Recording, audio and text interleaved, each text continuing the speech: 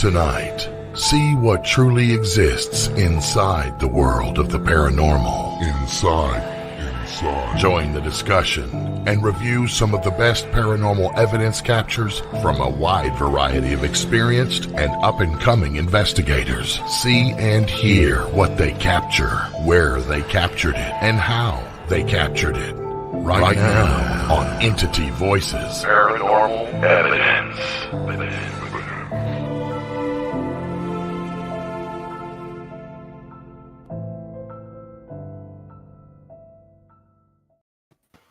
Hello, everybody, and welcome to Entity Voices Paranormal Evidence. I am Chris. I am Audra. I am Tony. I am Lourdes Gonzalez. And do I do the last name? Do I let it slide? Everybody went like Prince on us with one word. I am Ron Yak. Only part of it. I'm Ron Yak. Yeah, that's usually the part people remember anyway. Good to be back. Good to be back. It's the M word night. The M word night. You're welcome, Tony. Didn't say it. It's the word that Tony does not like. Yes, it is. What I despise, actually. And then when somebody puts happy in front of it, it's just like, no. I put Happy Monday. Sorry. No. Those two words don't belong together. They do not go together. She said the M word. It's an oxymoron. It's an oxymoron. Yeah. She's good for your laundry, isn't it? No. Well, I am happy to be back. Audra's happy to be back. She's you guys were missed. We are happy that you are back. I was unfortunately in Texas for work. Unfortunately, that work thing has to get involved when it comes to. We all wish that we could get paid for paranormal, but unfortunately, it doesn't pay the rent. So we have to do other things to make that happen. And unfortunately, I was in Dallas for work, but Audra was not feeling well. She's been every allergy season. Miss Headache next to me. Yeah. 3 days in the dark at work because I didn't take a day off, so it's miserable. Yeah. Those headaches are no joke, man. No. And we all had some busy weekends too. I know Tony was running. They tell us about it. Yeah, I think I had some fun. Yeah. It was a great weekend. I actually took my first day off, which was Friday in 10 months. But got to go out to Laughlin, Nevada. They were actually having the Starworks Symposium, which is, of course, is an ET thing, but which Andrea and her father Roger were at. So I said, I'll come out, give you a hand. So that was awesome, getting to interact. Got to do a variety of different things, including some filming with her that I didn't know was occurring. But That's cool. that was great. Yeah. That explains the sharpness. You looked like the contestant on The Bachelor. I was like, look at him. He did. And who gets the rose? I would buy a boat from that guy. I got to write one yet. You're on your third. I haven't started one yet, but who knows? We'll see what You will. But you guys had some stuff this weekend too, didn't you? Yeah, we had a last minute invite to participate in something really cool out of state. We flew back on Saturday after we flew out on Friday. We got home like around noon. We almost didn't catch the flight coming home. Yeah. Because apparently where we were, Uber and Lyft haven't heard of it. Yeah. Wow. Oh. And so we ended up paying almost $200 for a cab, which was reimbursed. It was reimbursed, thank goodness. Immediately reimbursed before we even got to the plane. But yeah. So then we flew home and we took like a 3-hour nap, got cleaned up. We put our stuff in the car. We drove to another event because we're crazy. Yeah. Wow. Thank you to the people at Parasite Investigation South Jersey. Anthony Simonelli was there. Stephen Katie Holte were there. Rich Michella, Jersey Paranormal Project was there. April we were there. Bissett. April Bissett was there. And the team from Parasite. We always talk on our show about having the right ethics and morals and how you treat people and all that kind of stuff. The people from Parasite were just phenomenal. They treated us like royalty. They ran a really nice event, and what a killer theater that they run and they're going to be doing restoration and stuff like that, which I know everybody in the screen that we share here has done before to keep this place going. So it's fantastic. So we wanted to mention them because they were really nice to us, and it was just a really nicely organized event. We left with swag bags. At the end of they had gift bags. Very cool. we did a digital seance thing. We had a table set up on the stage, and everybody was out in the seats in the theater. It was crazy. That's awesome. The people that you just went through are some great people too. So that must have been a fantastic event. Yeah, they did a VIP invite kind of thing too, and that said a lot to us too, because the people that they included were people that we just named that we have the utmost love and respect for. So we'll be volunteering and helping them, raise money. Yeah, fantastic. There's one of those said notables. She brought this thing that was working off of brainwaves, and it's like a little ticker tape thing that had words on it based on the brainwave fluctuations and stuff. It was just brilliant. I mean, I'm watching her do this going, did I even graduate? did I finish school? Holy cow. And there's Steve Holton. They were a blast. We had so much fun with them. We did some of the Holte ghost boxes in different parts of the theater. And per usual, not only did they work really well, they all said Steve Holte. Every freaking one of them. Yeah, it was crazy. Cool. Every one of them. It was fun. And Anthony was the guinea pig as far as Kate's. Oh, yeah. Brainwave thing. Yeah. Anthony Seminole. We had fun. It was good. So we actually got to, after my long trip to Dallas, we actually got to do a private investigation. It was just the three of us, Southern entities. It was Audra Carey and I. We all did a private at the Trivett Clinic in northern North Carolina, about an hour and a half north of us. And it's a pretty popular place down here. It's actually had a couple books written on it.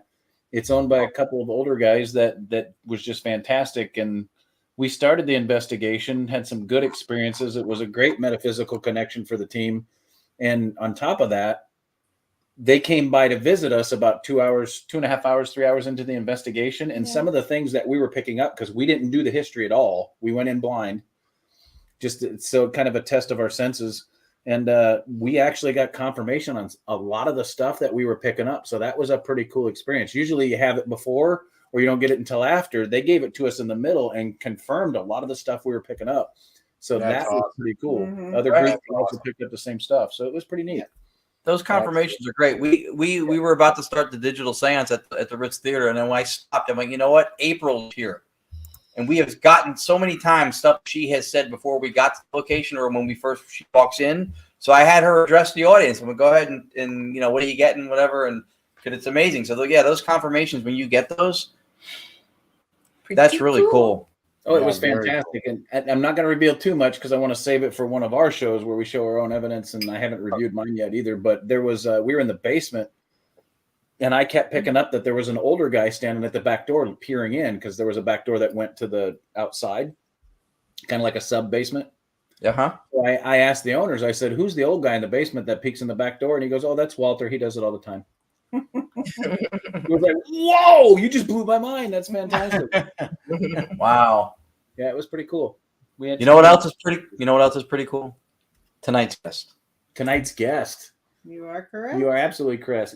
He's very cool. We have firsthand experience. And Tony, I believe when you and Cherie came for the 4 mansion, get no sleep, never do this again because it's too many nights in a row tour. we had our guest was one of the people who graciously hosted us. I believe it was the fourth night out of White Hill Mansion in Fieldsboro, New Jersey, a place we can't say enough good stuff about. As well, you and Cherie know because you've been there. We went. It's awesome. It's amazing. Chris Marjorie to visit there sometime too. But this guy is one of the people who keeps it running. He keeps it running well.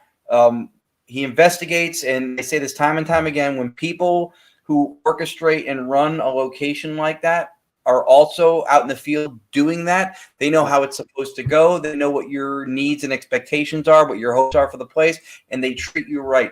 This is a prime example of that tonight. So for those of you waiting, we have Kyle Mangus. Kyle's the current vice president and volunteer since 2019 of the Friends of the White Hill Mansion, located in Fieldsboro, New Jersey. He started his journey with the focus of historical preservation at the historic White Hill Mansion. The mansion's complex history and undeniable paranormal activity led to Kyle's journey in the supernatural through investigating with the Exton Paranormal and Get Haunted His love for history marries well with his curiosity for the unknown, and he has got some great EVPs. Let's everybody welcome Kyle. Hey, Hey, Kyle. Kyle. How's everyone? Good. Good. How are you? I'm doing pretty good. Good. Can't Good. complain. Good. We're glad to have you. You've been busy, man. We've been seeing you at places that we appear. We've been seeing you online, posting you at different places. Yeah. That's good.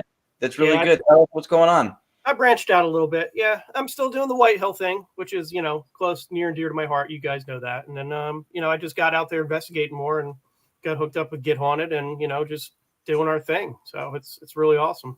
So Kyle, tell our audience what got you hooked on the paranormal. Was it a personal experience? Was it something somebody pulled you in? What got you started in the paranormal field?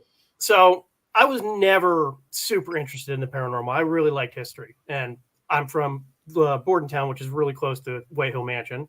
So I wanted to save this awesome house. I was just interested in the history. So I started at the house and they were like, oh, it's haunted. And I'm like, okay, cool. I'm here for the history. And just being there, helping volunteering, I had more and more experiences, disembodied voices, being touched. And it was a crazy amount of experiences that got me thinking. And then it all kind of culminated to one day in the middle of the day, I was closing the house up for a tour. No one else was in the house. I went into one of the small rooms, came out, and there was a 3-year-old little boy just staring at me. We made eye contact. He looked right at me, and then he just disappeared. And that's when I was like, okay, this is real. And that kind of, Thinker. and got me more interested. And I just kind of just went with it.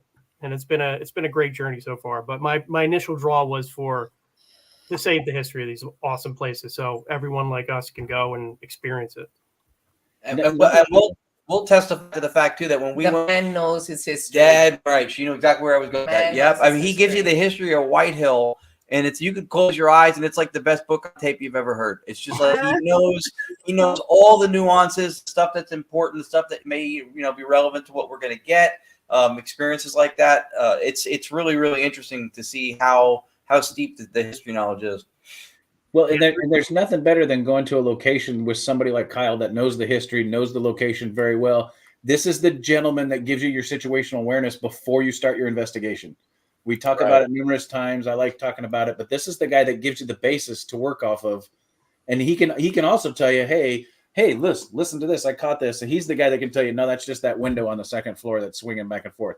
This is the guy that gives you your situational awareness that can debunk some of the stuff. He can also tell you, okay, that's true paranormal. And that's awesome to have somebody on site like that working with people, Kyle. That's great. Great point. Agreed. Yeah, I kind of look at it sometimes like it's like a long case study of a haunting for me, because I'm there and I see so many different teams come through, and some people get the same stuff, some people get different stuff, and it's kind of cool to kind of put it together and see it long term. Right. So with the aggregation of data, like when the research side of this, right? You said some people get the same stuff. Have you had anybody, and if so, how many, see the little boy or comparable to the little boy you said that got you started or whet your appetite? Has anybody else reported that? Through 3 people that I know of. So wow. I don't really say. There's a really fine detail that if you see him, like there's something about him. I don't tell anyone, but when somebody sees him and they describe that, I go, okay, you definitely saw him. But there's been 2 people so far that have seen him. One time was actually outside of the house too, which is kind of weird. Wow. Yeah. Interesting. Well, that also determines the theory that they travel where they want too. They're not stuck to a location. It's called free will. They can they have consciousness where they can move about when they want to and how they want to. Yeah. I totally agree on that, especially at White Hill. I don't think anyone's stuck there. They do what they want. We're just there for the show. You're talking about a non-corporeal, higher vibrational energy. If a radio signal can go through a wall so you can receive it in the house, they can certainly go outside and walk around the grounds. Absolutely. Of course, exactly. But that aggregate data, I mean, Chris, you remember that from people coming in and out of the Phelps Dodge, but there were certain voices and stuff that would get repeated over and over and over. And that's because paranormal activity can't and won't appear on demand. I mean, that's about as close as you can get to putting those puzzle pieces together, is to get different occurrences at different times, different days from different investigators and say, that's the same voice. We've heard that one before. What are they saying this time?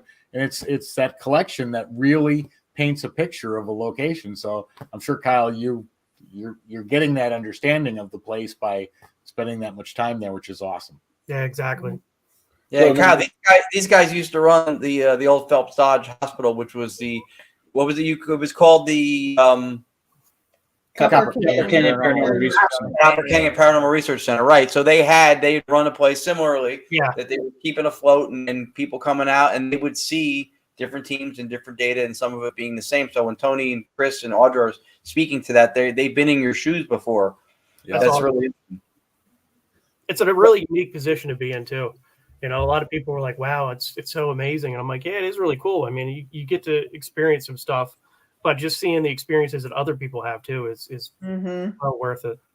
Yeah. Well, what's fantastic is when they catch those similar voices, and then you can play them an EVP that you caught and show them, listen, Same voice. same Right. voice. Yep. That validation both directions it's a fantastic experience. It's pretty cool.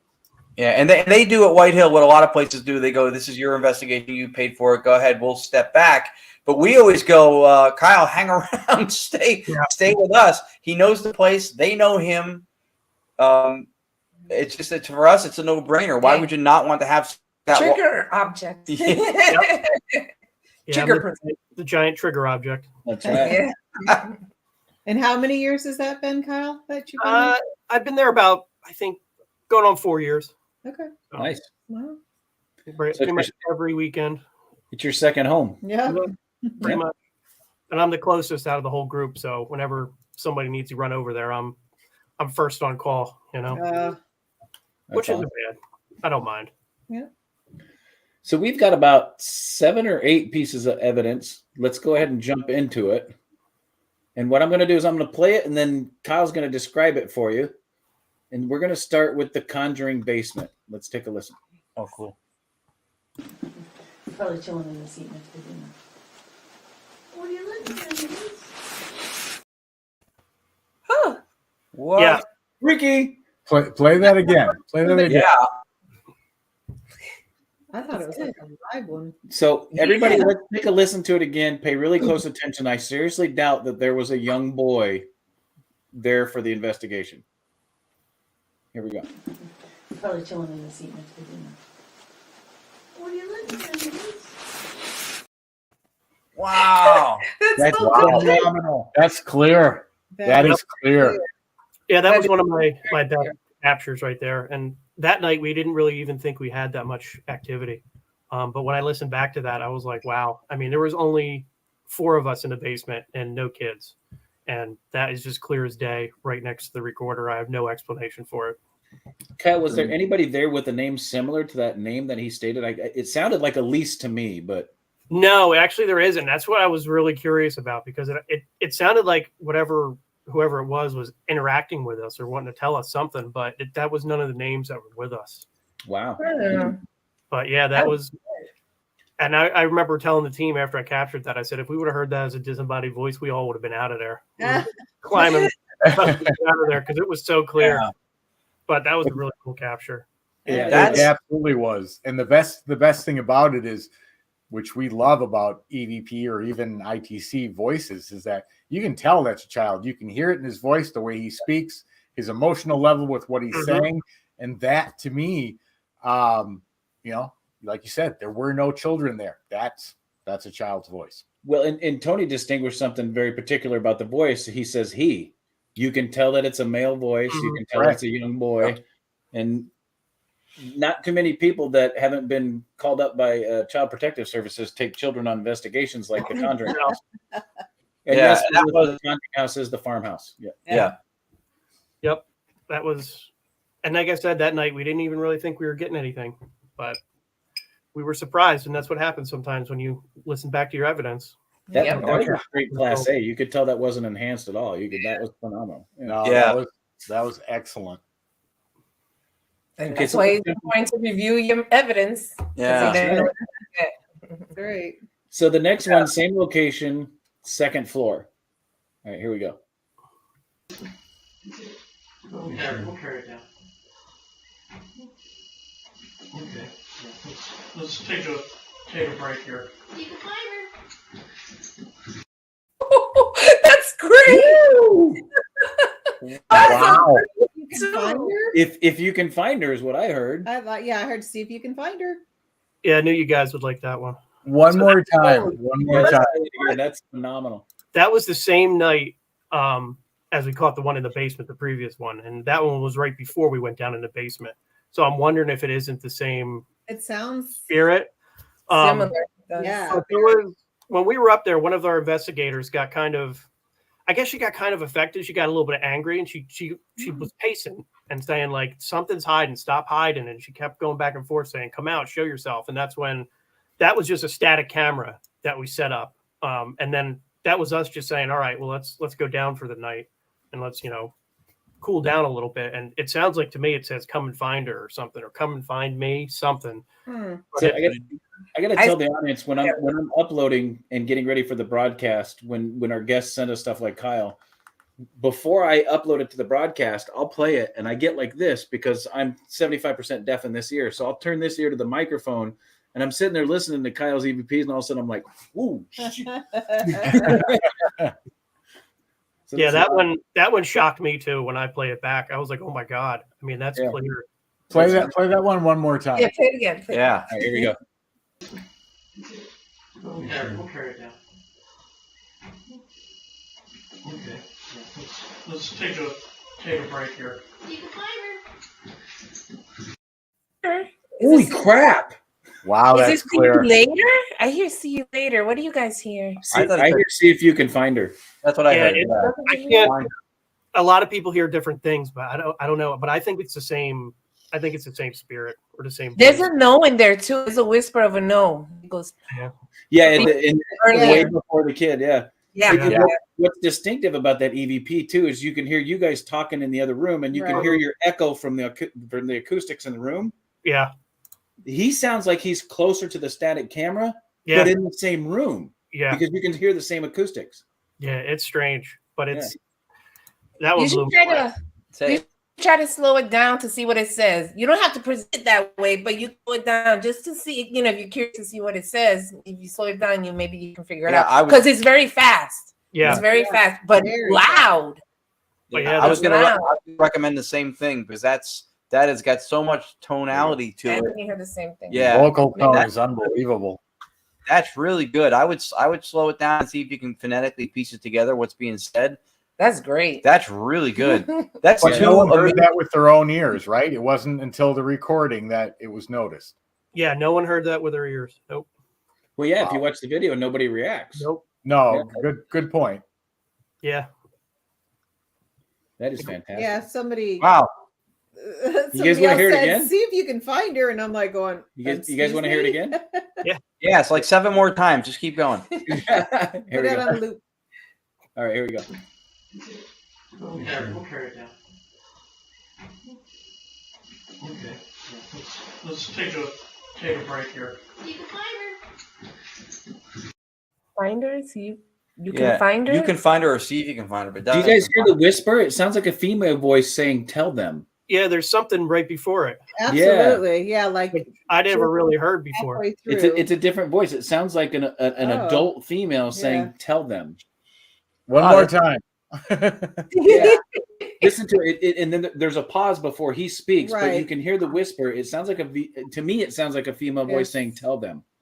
All right, here we go. We'll carry it down. Okay. Let's take a break here. You can find her. It's hard to tell. What do you think, Lourdes? You're the one with the eagle ears. To be honest with you, I thought it was maybe the door squeaking because they were gonna move somewhere, and it sounds like the door. That's what I think. I could be wrong. Not just the thing for it, not the voice. Yeah, the thing before it, to tell me that he thinks. I think that it may possibly be the door squeaking. She does have the eagle ear. I was reviewing something the other night, and I clipped it aside, and that's definitely a voice. So now I just got to figure out what it is. And she walked through the room like as nonchalant and almost not even paying attention. She goes, "It says da da da da da." I was like, "Son of a." What's that cracker? That's a good one. I jumped up. I was like, "Ah!" Yeah. So yeah, she has a really good ear. That's a phenomenal catch, though. I mean, you don't. Yeah. It is so rare to get them class A's that clear. Yeah, and that was two in one night, and that wasn't maybe an hour apart from each other. I think those two. Wow. Okay. And they're not whispery. No, they're freaking loud. Which can just be, they can be amazing also. There's different types, right? That will have different attributes to them that are equally like, wow. But that's two with a lot of tone. And very quick. Yeah. Very quick. Yeah. Those are great.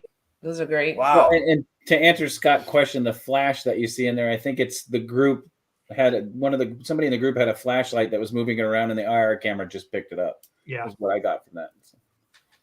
Yeah, those two EVPs were crazy because I had to think back and be like, was there actually somebody else in the room that I forgot about because they were so clear?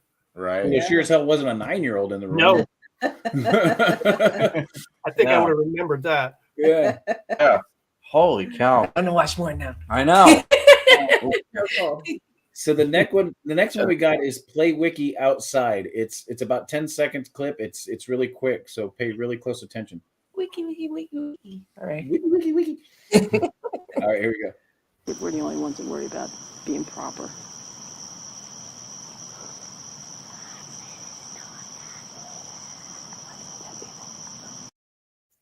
Wow. Yo, that's good. Yeah.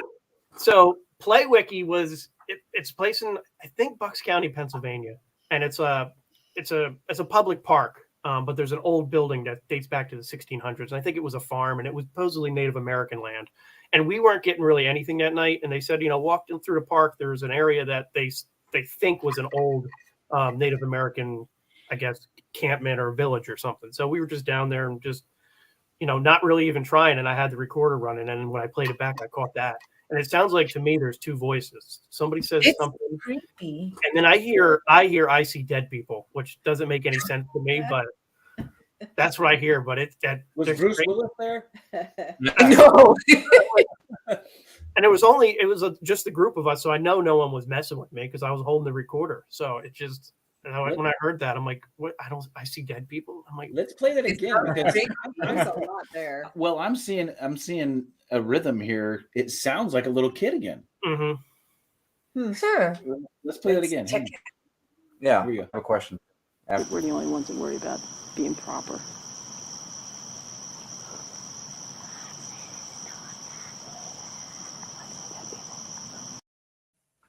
Wow. There's two. So there's two. There's two. There is two.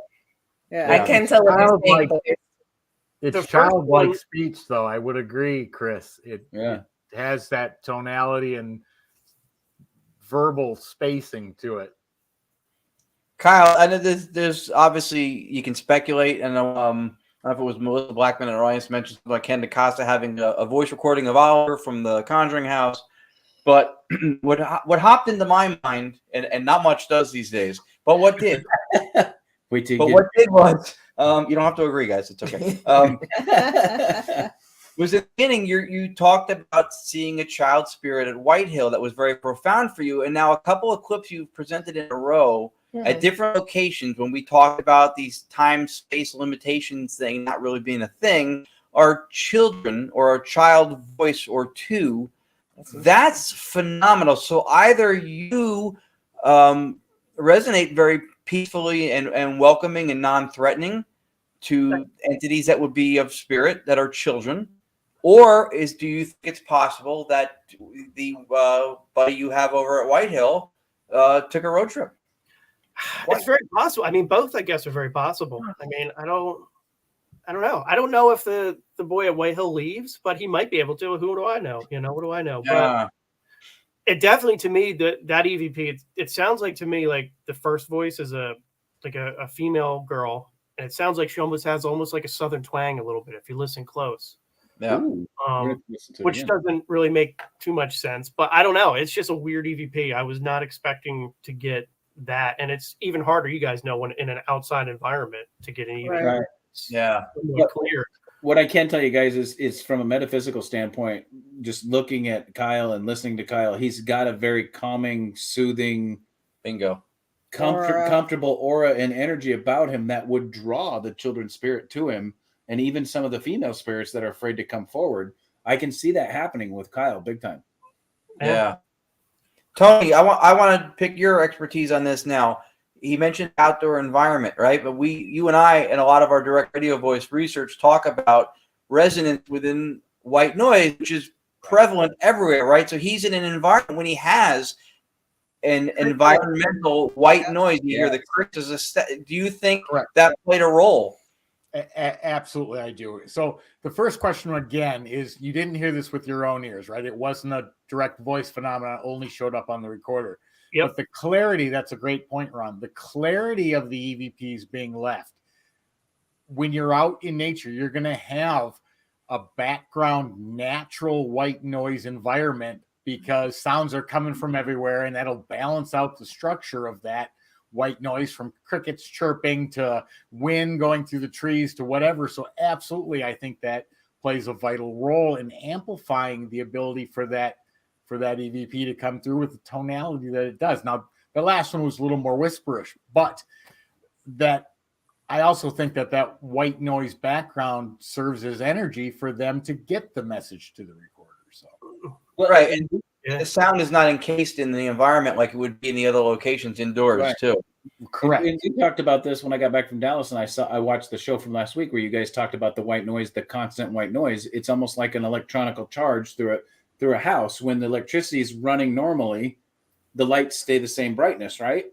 When you have that constant flow of energy, which is what the white noise is creating, and you can hear it in that clip, almost like a house. When a storm comes through and it interrupts the energy, your lights flicker. Same effect when it comes to the ambient noise that lets them pull the energy to produce their communication. There's a constant white noise of crickets and background chirping, and it doesn't stop through that clip. You can hear it. So it gives them that energy to build up that white noise or the ambient noise that allows them to communicate, and there's no interruption. Yeah. When we started first doing EVPs, we would notice, because everyone always says, don't move, one question at a time, complete silence, which, I understand why they're saying that. But we would notice that if we were going up and down steps, that the footsteps, they'd use that to facilitate their sounds and make it more prevalent. A door closing or squeaking, they'd use all sorts of sounds within the environment to help pronunciate and project whatever it is they were saying. Mm-hmm. One of prime examples, we got better EVPs that night that, good God, there was a tornado outside. Water's pouring into the Ajo Hospital, and there's a constant trickle down the wall on the second floor. We got better EVPs that night than we do on a silent night with no wind, no outside disturbance, nothing. Exactly. That's interesting. Yeah, I never thought about that, but that makes perfect sense. Yeah, Tony's got a clip from, what is it, Hotel San Carlos? It's like if you went to a bulk shopping place like Costco and said, I'd like some EVPs. You go, all right, but you have to have like 500 of them in a clip. That's what he's got. And it was from the rain and from all the water and stuff, and it created a constant better white noise. Tony, I would even look at this another way too. When we talk about the free will and choice part of it, when we talk about spirit, look at it in the adverse too. Maybe they're always trying to come through and connect with you when you're in the environment. They're aware of us. And it just happens to be circumstantial that our environmental scenario, your footsteps in a stairwell, made them audible at that time. Right. Not so much that they used it, but you availed them to it unknowingly. Yeah, I agreed with that completely. And the reason I do agree with that is just from our research lately on just white noise alone through DRV and through what I now call Staticom. But those voices are always there. Always. Yeah. Are they audible? No. But how they manipulate that, whether that's environmentally that allows it to happen or whether they affect it, I think every aspect of that rolls into play when you get a really good EVP or even a direct voice phenomena. I mean, that has to be, to me, an understandable way of how this is happening. But and again, with stochastic resonance, them bringing that whatever their message is above that base level. But so many more tests to figure that all out. But great point. Mm-hmm. Well, and if you guys think about it, our physical bodies, as Ron refers to as our meat suit, we use the air as the vibrations across our larynx, which creates the vocal tones that we create to use voice, right? They don't have that anymore. Nope. So maybe that ambient noise that is created by either the walking or the water or the white noise generator that Tony's been experimenting with gives them that larynx that they no longer have that allows them to communicate so we can hear it. Yeah, sound is only by definition a vibration. It's a disturbance in the air, or it's a disturbance that travels through water or metal, but it's a disturbance environmentally, and it's only audible when it's a sensor, whether it's an ear or a recording device. So that makes complete sense what you're saying. Yeah. If it doesn't disturb air molecules, you'll never hear it with your ear because it takes a disturbance within that wave of the sound wave in order for that's how the human ear works. But a message directly to a recorder wouldn't need to manipulate air molecules or a sound wave at all. If it's direct energy to the recording device of the machine, that's why you never hear it until you play it back. It's very interesting. That said, holy crap, those are some amazing EVPs. Yeah, man. Yeah. Yeah. Wow. I wasn't even trying. That's how it works. Yeah. Well, I mean, you were there and you were recording. That's trying. You just you have a good soul. You have a good energy. I think Chris is right. You have a calming personality. You're there for the right reasons. A success is not surprising to me in that point. There you go. Did you see the comment by Marine's a psychic medium that we know very well. So she's picking up something behind you, which is another child spirit. So Yeah. there you go. Well, how do we want to turn around? It's cool. If he's there, that's all right, I guess. All right, so let's go to the next one. We got Rolling Hills Creeper Hallway. Let's go ahead and play it. All right, let's take a listen. Crazy how you come out of it, man. That's freaking creepy.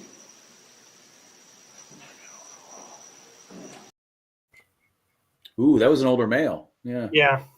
So that was what I think in Rolling Hills, that's the creeper hallway. They say there might be a portal down the end or something. I'm not sure, but we set up a laser grid and I was walking out of it. I was like kind of walking towards the wall.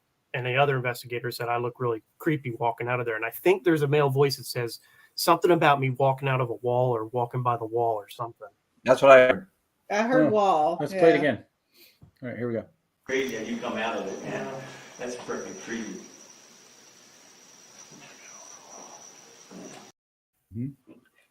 Yeah, I heard it.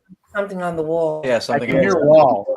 Yeah. Yeah. So All right, if I'm changing my mind, it almost sounds like it's something overwhelm, like overwhelm instead of wall. I don't know. All right, play it again one more time. Here we go. Sorry. Bear with us, Kyle. We do this all the time. All right, here we go. Crazy how you come out of it, man. That's freaking creepy.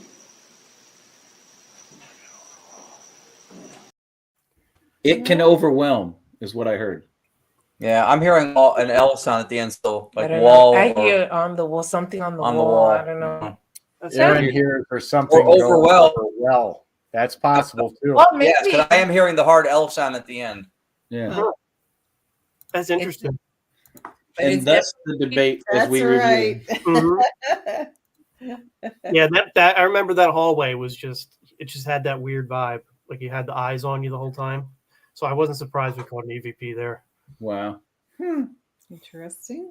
Very interesting. Yeah. Great captures though. Great captures. Yeah, man. Some good stuff, man. Very great captures. Yeah. And then I don't want to go through. We got 3 more to go, so we need to talk more. That one again. Well, I tell you, a great talking point at this juncture to me that I think people watching who investigate would want to know is that the same recorder at all those locations, and if so, what recorder is it? You know what? It is the same recorder, and it's just a $20 Sony, I think IC, something like that. It's nothing special, you know. Oh, it is. They chose to speak to it. Now, the next question that adds to what Ron just asked, was there other recorders or cameras in the room that didn't pick up that EVP? Excellent. That specific one, no, there was only that recorder running. Okay.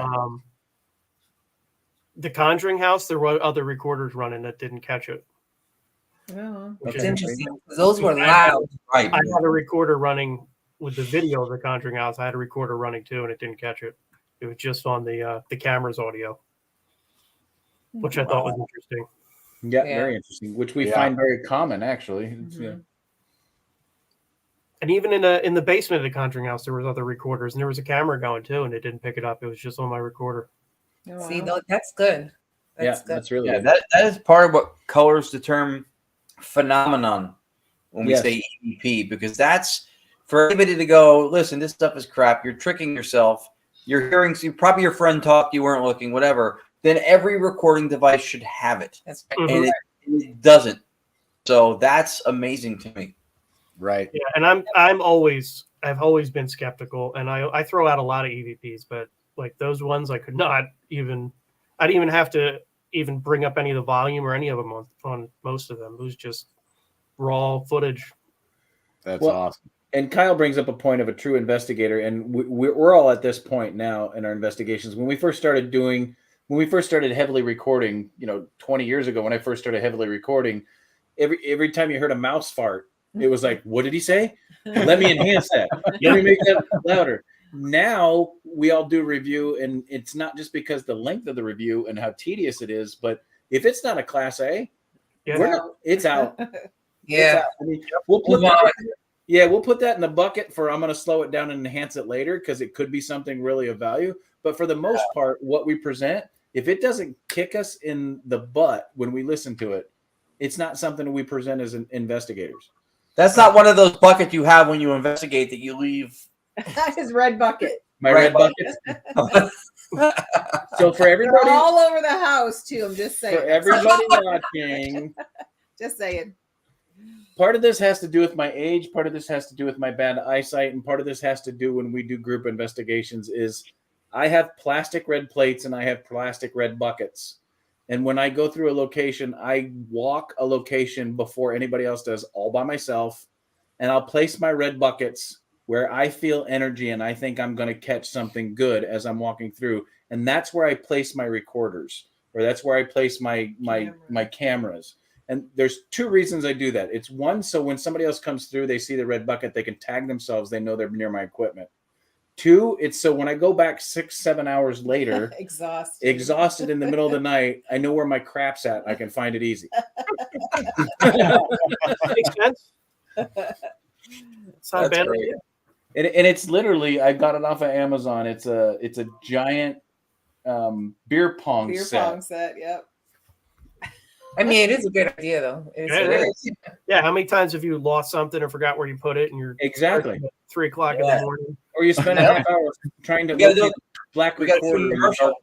Yeah, commercial, Chris. We can sell this thing. If you're looking to connect with those who have kicked the bucket, bring a bucket. There you go.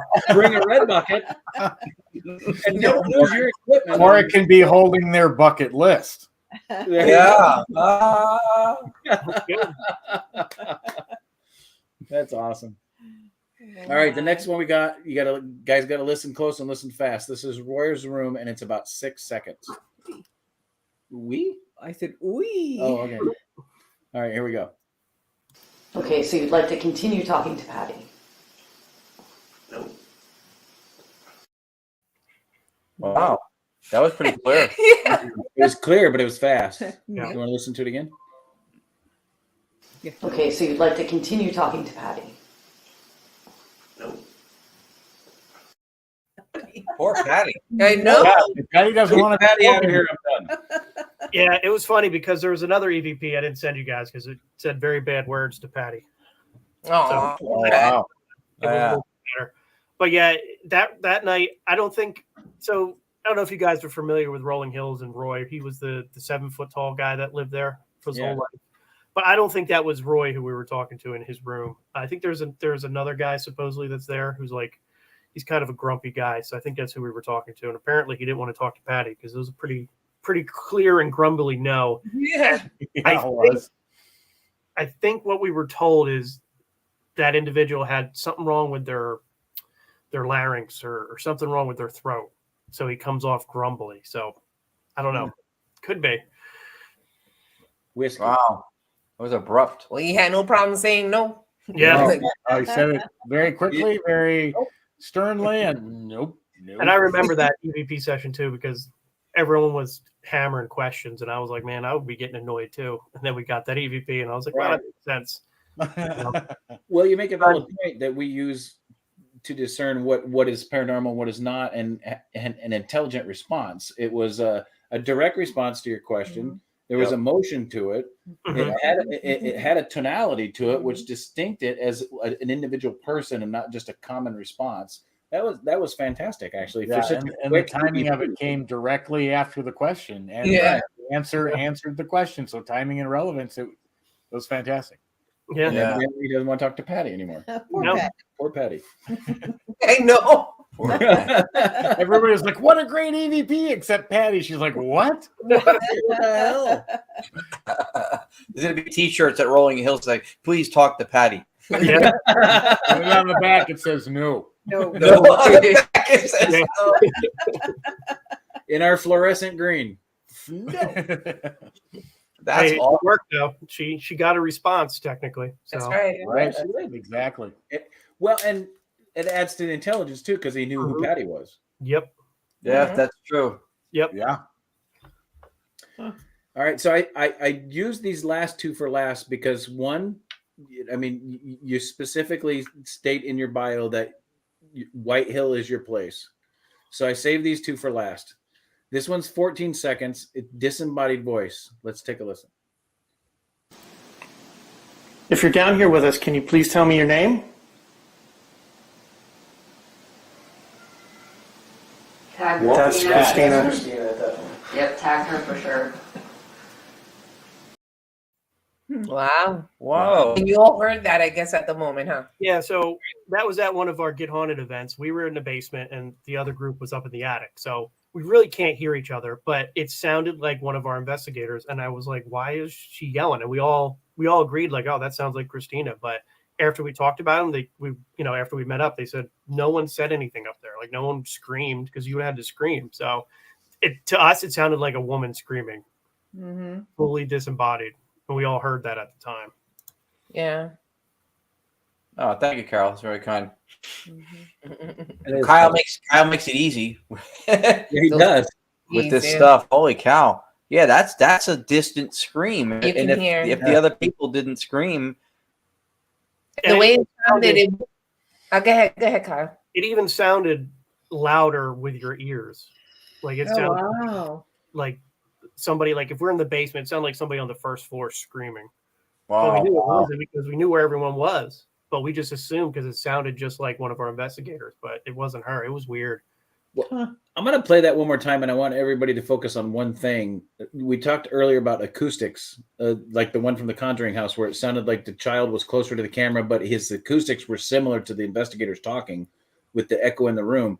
If you listen real close to this one at White Hill, if there was somebody screaming on the first floor and you're in the basement, there should have been somewhat of an echo. But it's not. It's kind of a numb sound. Let me play it again. If you're down here with us, can you please tell me your name? That's Christina. Yep, tag her for sure.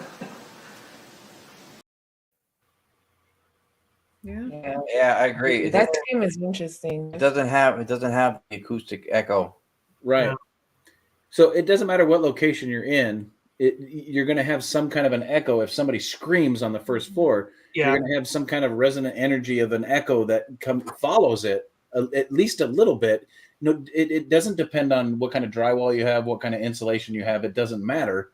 Your physical environment is going to cause some kind of an echo. But if you listen closely to that, and I'll play it one more time so you guys can hear it, it dies fast, which is it's very uncharacteristic of a normal, even in an area that it would have to be like a soundproof room that you would use for like DJing or recording music in order for that sound to not travel just a little bit. There's no travel to that sound at all, which cuts it off really sharp. Like you said, it hangs there. Yeah. So let's play it again and take a listen to that. If you're down here with us, can you please tell me your name? That's Christina. Yep, tag her for sure. Poor Christina. Poor Christina. Quit yelling, Christina. Tag her for sure. And don't talk to her. I remember after we found out that it wasn't her, we were all kind of wigged out by that because it the EVP doesn't do it justice when you heard it with your own ear. It was loud. I was like, That's what, so what are they doing up there? Like, you're supposed to be ghost hunters. Stop screaming. Yeah. Dude, run. Yeah, that's what it was like. I was like, what's going on? And we've been there, right, Tony? You've been there also. If somebody screamed, You'd hear it. Just hang there, you would hear it, and it would not. Like, that sounds.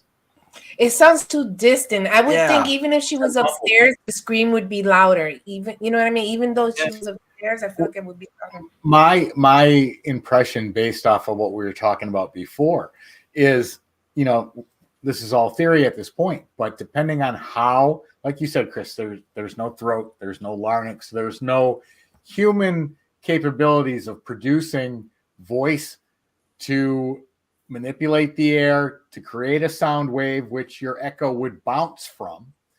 If there is natural static white noise and they use some type of energy, whether it's theirs or something within, to elevate that above the constant just long enough for it to be recorded or heard, and this one you guys clearly heard, the echo would disappear the second that energy left and raised whatever scream or voice back into the white noise constant. So that to me is like why you're not hearing the echo, because it's not a bouncing sound wave that would echo from bouncing across the walls. It's not that type of sound wave that we're used to hearing generated from other humans. Yeah, that's a brilliant determination, because a mechanical sound wave would propagate and it would have wave functionality. That seems like a resonance, because a resonance like a co-resonance with stochastic resonance would be something that would hang there. It would exist by the two things resonating and then going greater signal to noise, but it wouldn't have the propagation and then kind of evening out with the cohesiveness of the air that a mechanical wave like we speak would. So Tony is spot on. That's exactly why I would agree 100% that is not a human mechanical wave spoken. Yep.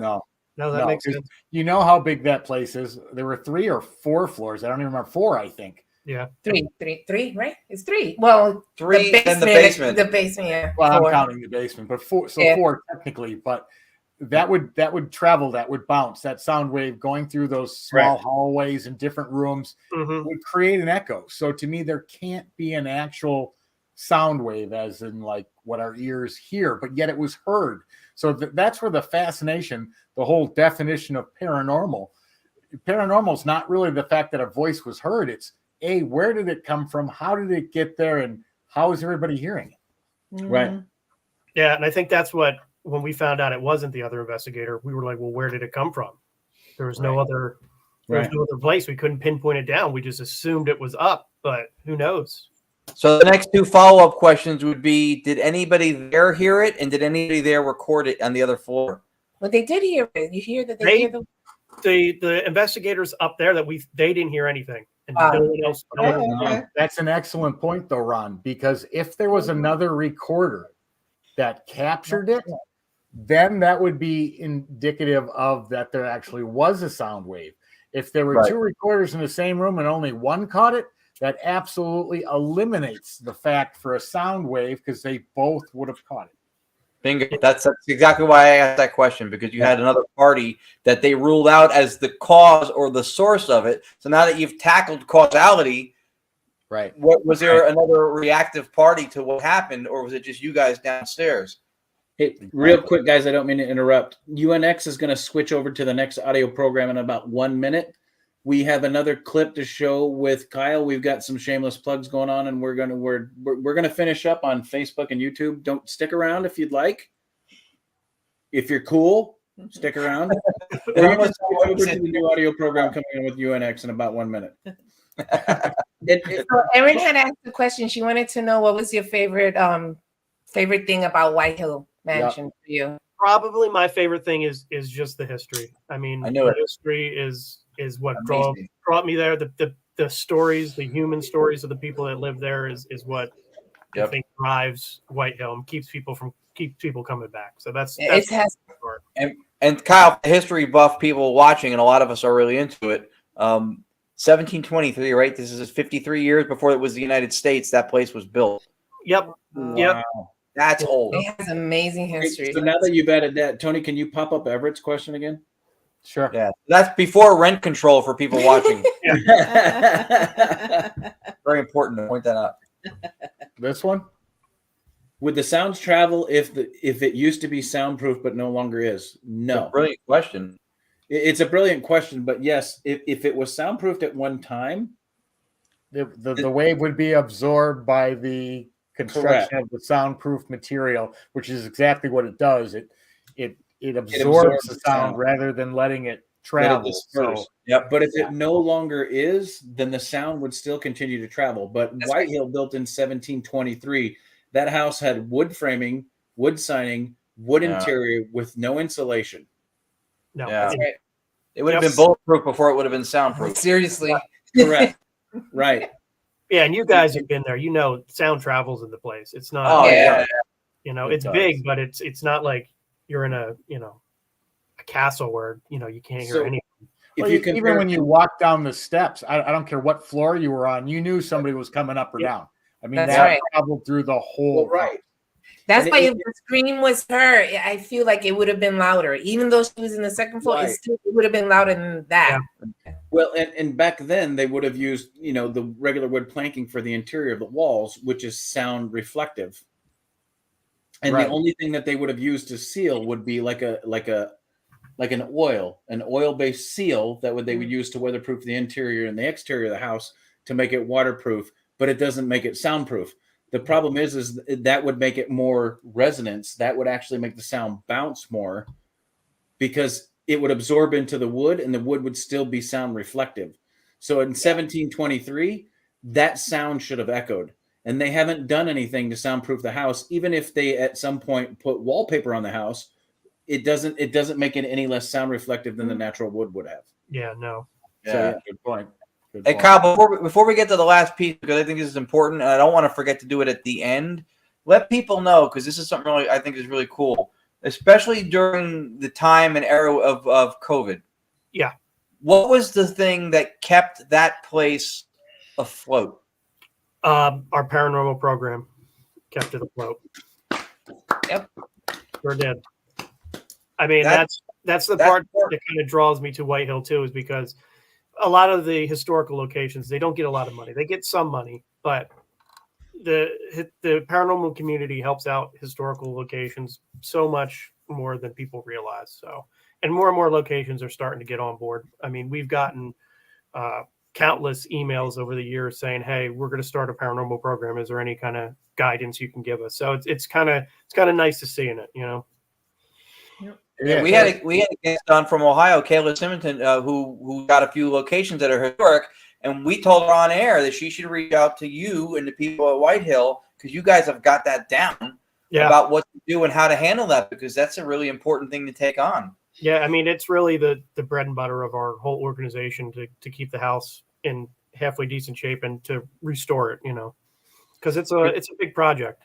Which is awesome and unbelievably commendable. I mean, Chris and Audra were working with a few places in their local area as well to make that happen, but haven't been to Chris and Audra's yet, but have been to Whitehill, and I would have been absolutely heartbroken to not be able to check that place out. So appreciate what you guys are doing and keeping that thing standing. So great. Well, we've said it numerous times, and we'll say it again. I mean, it restores. Not only does it restore the history that teaches us the lessons that we all need to learn moving forward and not make the same mistakes that we did in the past, but it also gives us a place to investigate and supports the paranormal community, because we don't want to investigate a Taco Bell that was built in 2003. Mm-hmm.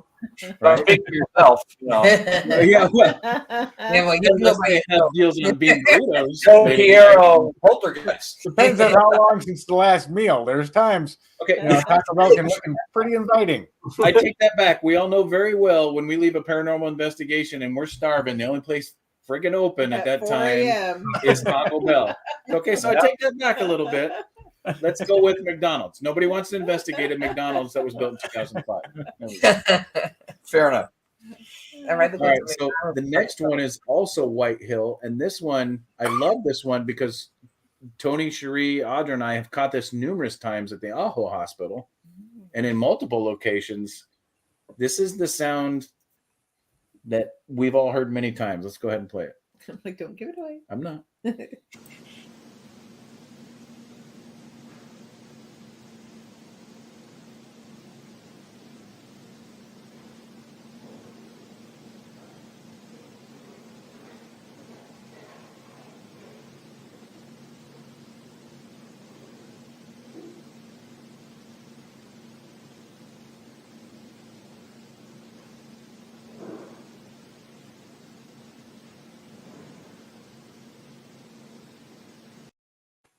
Yeah. Absolutely. Yeah. It's That's like awesome. the building is alive with past residents and they're just going about their day to day. Things are getting moved, drawers opening and shut, boxes being slid, absolute footsteps. Yeah. Yep. I remember I left that recorder overnight. I think it was 12 hours I had to listen through to find it. Wow. Yeah. We've done the exact same thing. But it was worth it when I heard it because I know that's the stair steps. Like if you go up the stair, it's that sound, and I know no one was in there. So I was like, oh my God. And it almost sounds like somebody is either opening a door or closing a door there at the end. I'm not sure. Yep. But the footsteps coming up the steps, that got me. I'm like, man, there's no other way. That's somebody walking. Right. That's so cool. Well, and the best part about those catches is nobody's in the building. It's not an investigator. It's the sound that you hear when you're walking. Your situational awareness, you're used to the building. You know what it sounds like when people walk through it. And you absolutely know that there's nothing in the building causing that except what might be the spirits that are still doing what they were doing. How many long years ago? It's fantastic. Long time ago. Yeah, and I know like that I can just envision the weight on those steps making that noise when I heard it, because I know it's not going to be an animal that makes that noise, not unless it's the world's largest raccoon in there or something. But yeah, like I just know the steps is what really got me. That squeak, that ring, ring, ring. That was really good. Yeah, that that's awesome. good. Yeah, that is a location that does not disappoint. Oh, I love White Hill. No, White Hill is amazing. Yeah, usually everyone comes and they leave with at least one experience. Usually, it usually never disappoints. And if you just come and see the history and hang out in a 300-year-old house, that's worth it in itself. Absolutely. Yeah. That's true. And the basement's always been good to us. Yeah, we always get stuff in that basement. Yeah, but the history. You guys were there at one time in the basement. And you had your IR camera kept switching over.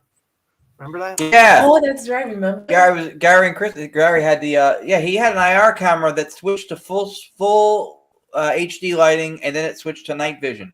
You had to physically hit the button, and then it would go black and then come up.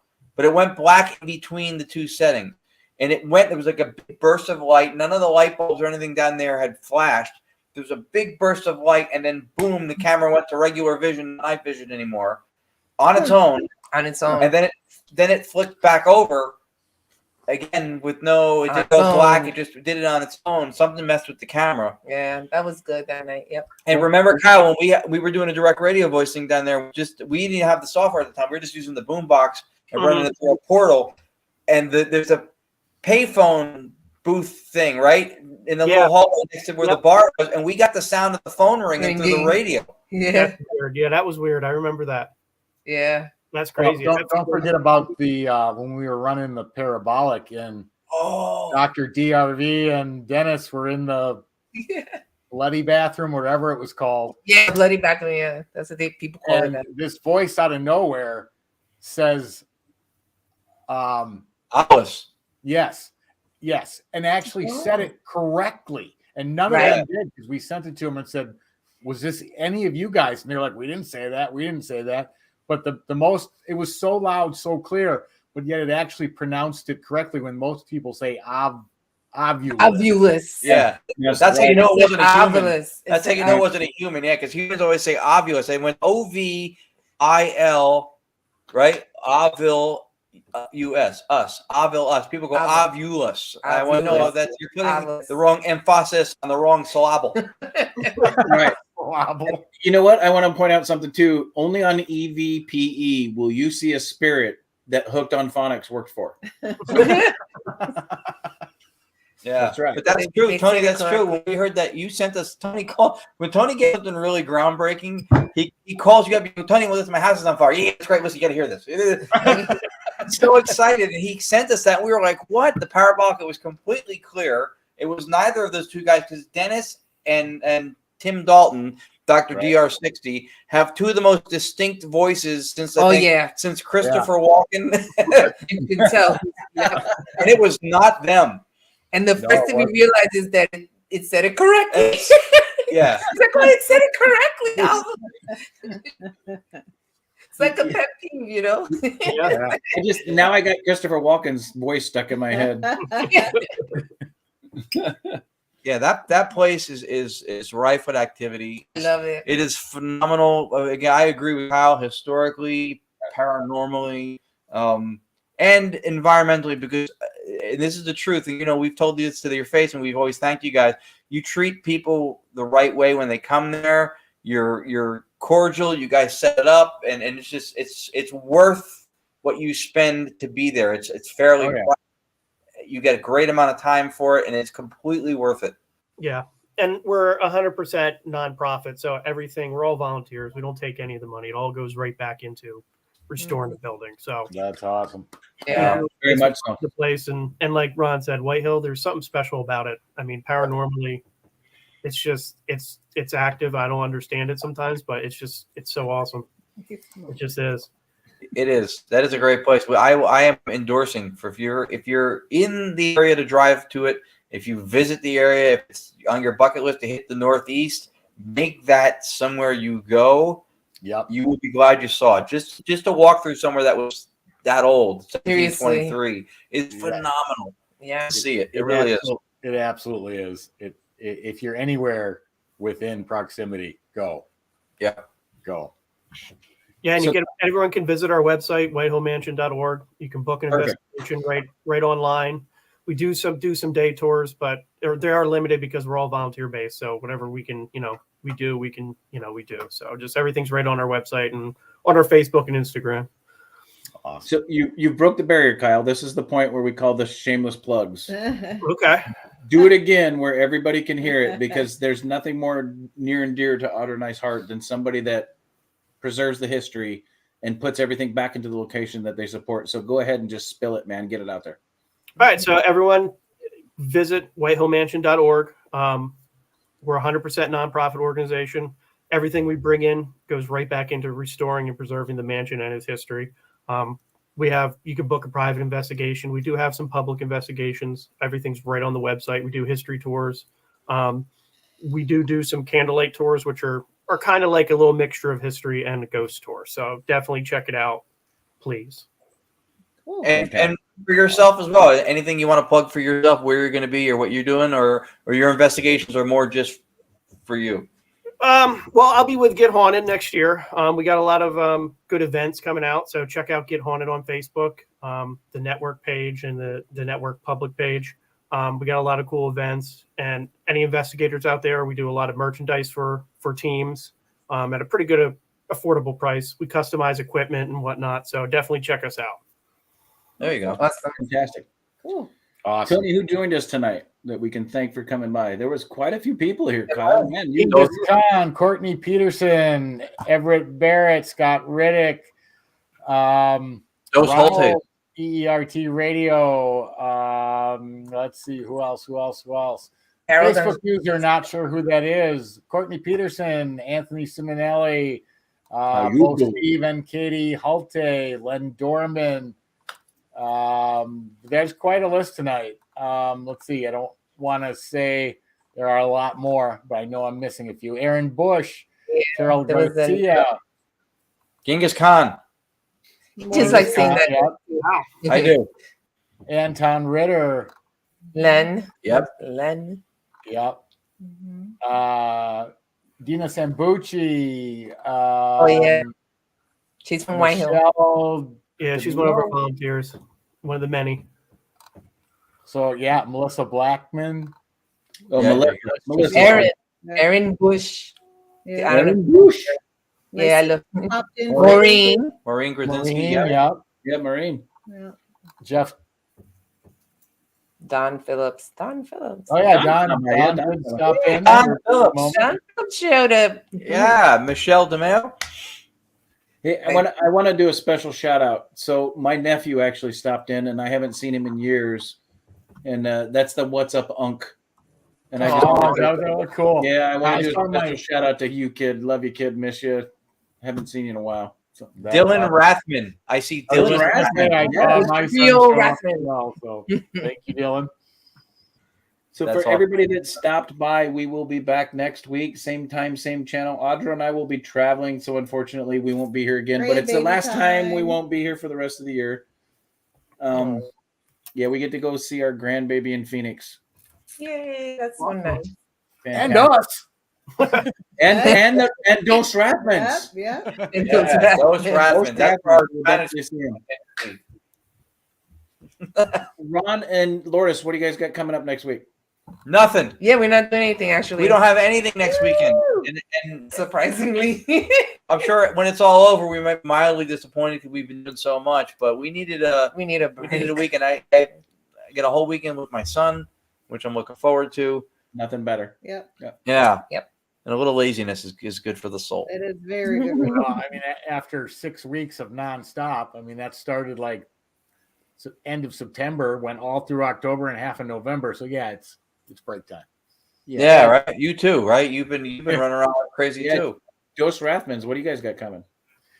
We're actually going to take a little bit of a break. I have got about 15 Staticom tests I want to run. They've been on my list for a couple of weeks now, but I'm going to have a little time next weekend to accomplish a couple of those.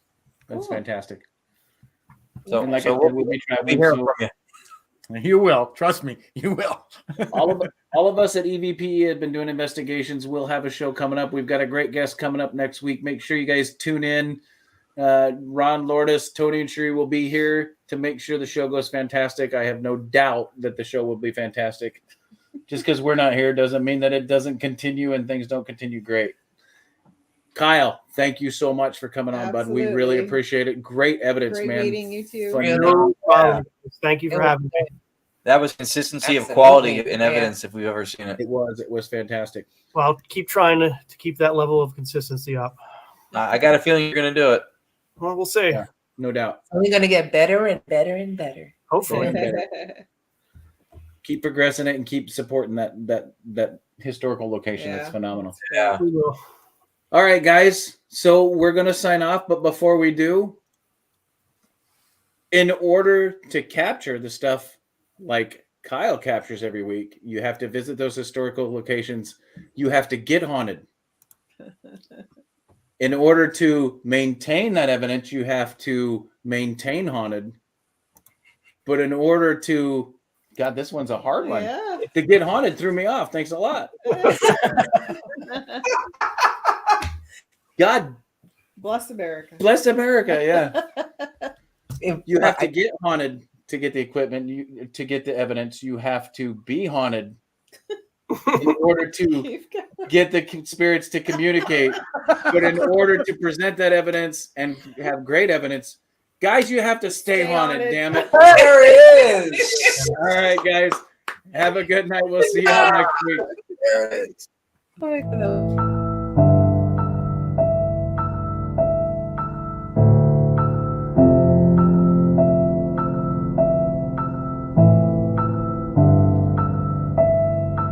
Can you give me a name? What's your name?